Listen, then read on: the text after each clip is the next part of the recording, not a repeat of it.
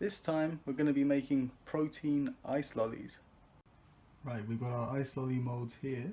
Normally we make regular ice lollies just using some nice sugar-free squash, but let's make them anabolic.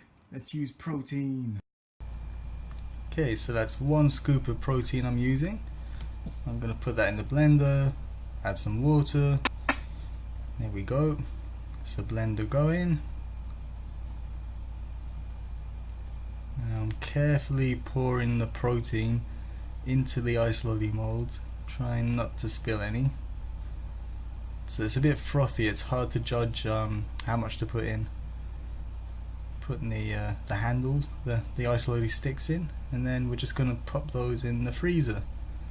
I'm being careful here not to spill, or making sure it's not going to topple.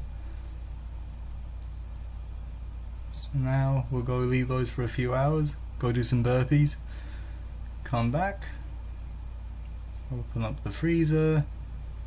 Now I'm just running that under the tap, under some warm water, so that we can get out our protein ice lolly.